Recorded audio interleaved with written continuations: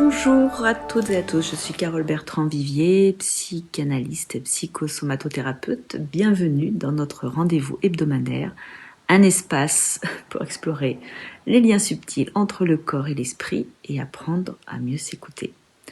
Aujourd'hui, je voulais vous parler de l'intelligence artificielle parce qu'il paraît que de plus en plus de jeunes parlent à des intelligences artificielles.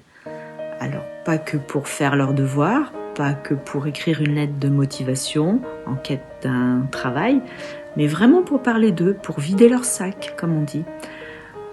Ça paraît étrange, hein, ces mots déposés sur un écran, sans peur, évidemment, du jugement, sans regard aussi, mais c'est cette présence numérique qui est certes toujours disponible et toujours calme, et comme un espace où ces jeunes peuvent dire tout ce qu'ils n'osent pas dire ailleurs.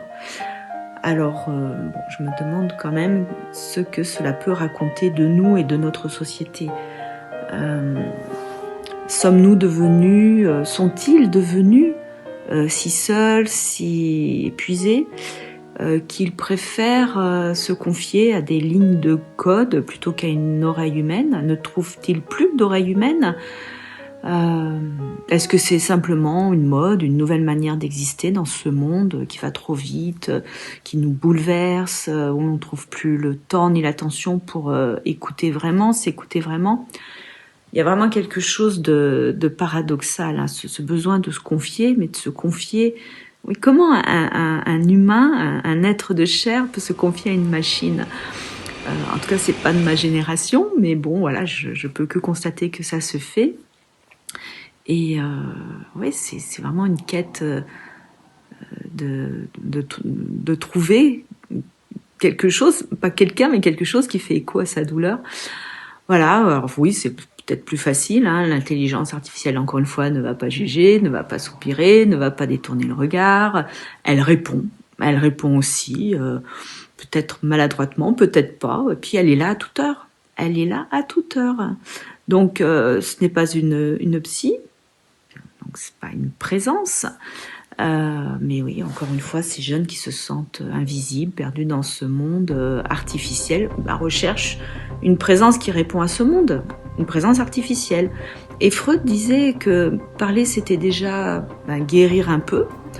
Alors, même si je parle à une machine, est-ce que je ne guéris pas quelque chose quand même ? Je ne sais pas si c'est à condamner, enfin je ne suis pas juge. Je pense par contre que c'est vraiment le symptôme de notre société qui a perdu le sens de la parole vivante. Et bien sûr, l'intelligence artificielle ne va pas remplacer la relation, ne va pas remplacer le ressenti. Elle révèle, voilà, une faille. Aujourd'hui, on a une jeunesse en quête de sens, en quête d'écoute, en quête de conseils, de liens, et ne trouve pas l'endroit où se poser, se déposer.